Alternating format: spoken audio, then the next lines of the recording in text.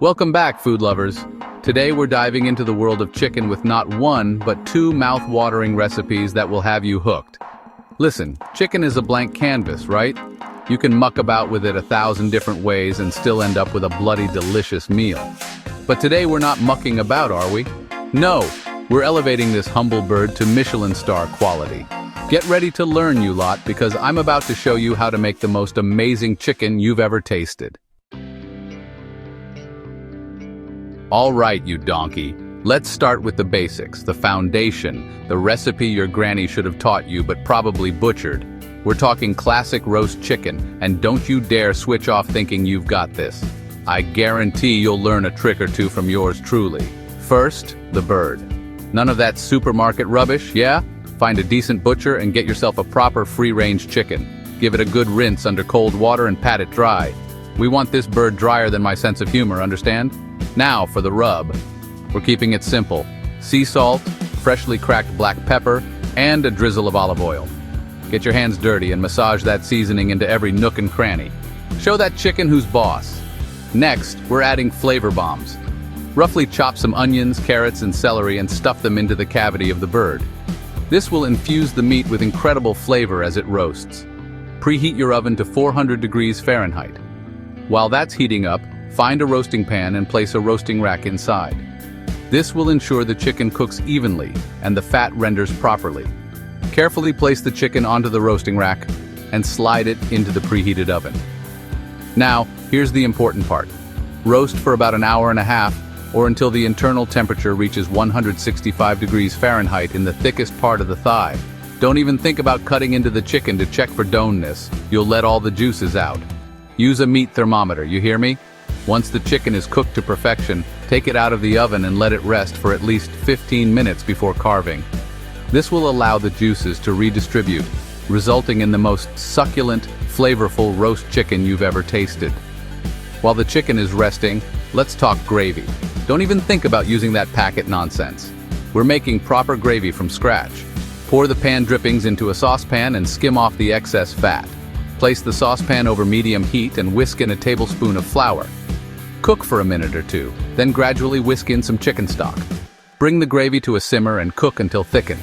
Season to taste with salt and pepper. There you have it. A classic roast chicken that'll make your granny weep with envy. Serve it up with some roasted vegetables and that silky smooth gravy, and you've got yourself a meal fit for a king. Right, you lot. Now that you've mastered the basics, let's turn up the heat with my spicy grilled chicken. This recipe is not for the faint of heart. It's packed with flavor, a fiery kick, and it's guaranteed to get your taste buds dancing.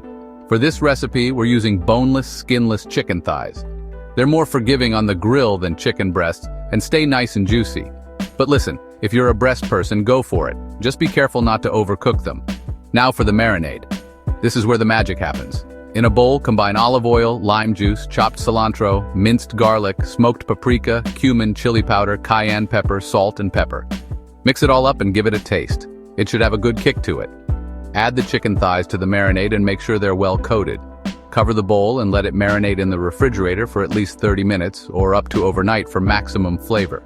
While the chicken is marinating, let's get the grill fired up. We're aiming for medium-high heat. You should be able to hold your hand over the grates for about 4 to 5 seconds before it gets too hot. Once the grill is nice and hot, carefully place the chicken thighs onto the grates. Cook for about 5 to 6 minutes per side or until cooked through and no longer pink in the center. Don't be tempted to move the chicken around too much. We want those beautiful grill marks. While the chicken is grilling, let's make a quick and easy salsa to go with it. In a bowl, combine diced tomatoes, red onion, jalapeno, cilantro, lime juice, salt, and pepper. Mix it all up and give it a taste. Adjust the seasoning to your liking.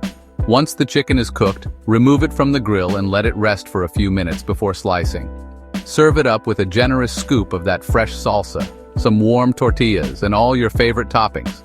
There you have it. My spicy grilled chicken, a surefire way to impress your mates at your next barbecue.